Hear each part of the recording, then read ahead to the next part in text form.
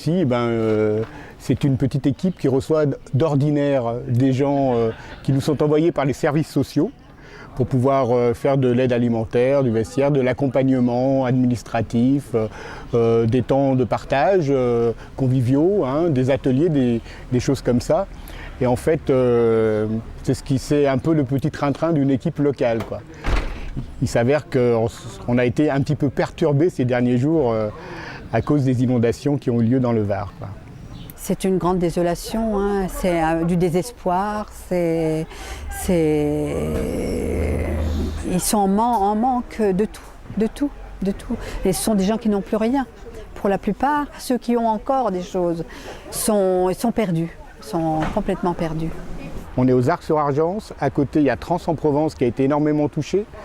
Il y a Vidauban qui a été un peu touché et Tarado, un petit village qui a été aussi énormément touché. Et donc en fait on a centralisé un poste de commandement sur site aux Arcs. Et on m'a demandé, étant donné que je suis responsable de l'équipe des Arcs, d'être responsable de ce centre de commandement sur site. Il y a des gens qui viennent un peu partout, qui nous amènent leur expérience pour pouvoir travailler, pour nous apprendre un peu le travail. Là, nous avons des gens de Pau donc, qui sont venus, délégation d'Aquitaine, ils sont très rodés à l'urgence. C'est des gens c'est des anciens pompiers qui ont travaillé, donc ils connaissent vraiment le travail d'urgence. Voilà. Donc, la première des choses qu'on fait, on appelle ça la primo-évaluation. C'est-à-dire qu'on fait une reconnaissance dans le village pour voir tout ce qui a été inondé et voir surtout la hauteur des dégâts. Après, on se fait connaître à la mairie. On va voir la mairie s'il y a des listes de sinistrés. Et à partir de ce moment-là, on part avec des bénévoles visiter les gens. Nous apportons surtout des moyens humains. Et les moyens logistiques, on essaye de les avoir sur place parce qu'on ne peut pas les amener avec nous, quoi. Et on explique aux bénévoles locaux donc, comment aborder des personnes qui ont été touchées par une catastrophe.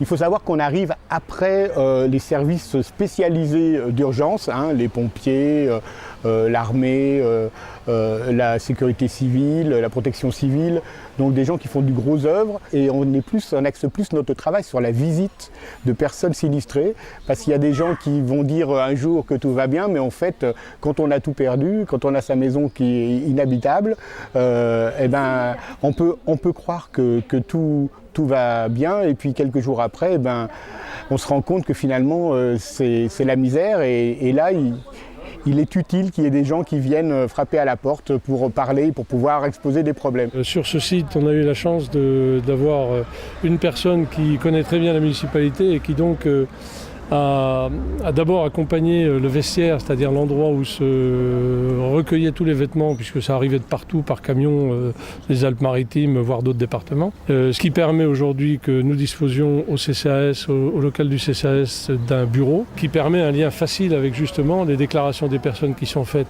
à des personnes du CCAS et donc avec qui je suis en contact permanent pour identifier les situations et puis voir, prendre le relais d'ailleurs derrière pour compléter le dispositif et en même temps les accueillir et puis faire aussi cet accompagnement fraternel qui nous tient beaucoup à cœur pour les soutenir.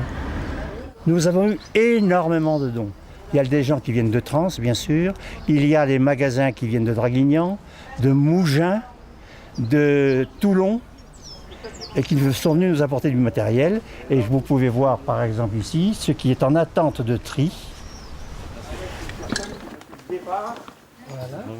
Mais on peut aussi intervenir au niveau d'aide financière, monter des dossiers d'aide. Il faut savoir que le national nous a alloué à la délégation une somme d'argent pour l'urgence inondation dans le Var. Alors on monte un dossier, il y a une commission d'aide et des secours qui très vite fait une réponse, quoi. Tous ne demandent pas quelque chose. Ceux qui expriment des besoins, on leur porte un bon d'achat, ce sont des bons d'achat pour un appareil ménager, c'est-à-dire ou une machine lavée. On fait les besoins primordiaux qu'il leur faut, quoi. Pour l'instant, on les voit une fois, deux fois, et puis ça va être dans le temps. De toute façon, on leur a dit que le Secours catholique, tout va disparaître autour d'eux. Là, c'est vraiment encore l'euphorie. Mais quand ils vont se retrouver seuls, on sera là encore pour quelques mois. Hein, ça va peut-être durer 3 mois, 4 mois, mais on sera toujours là pour eux. Voilà.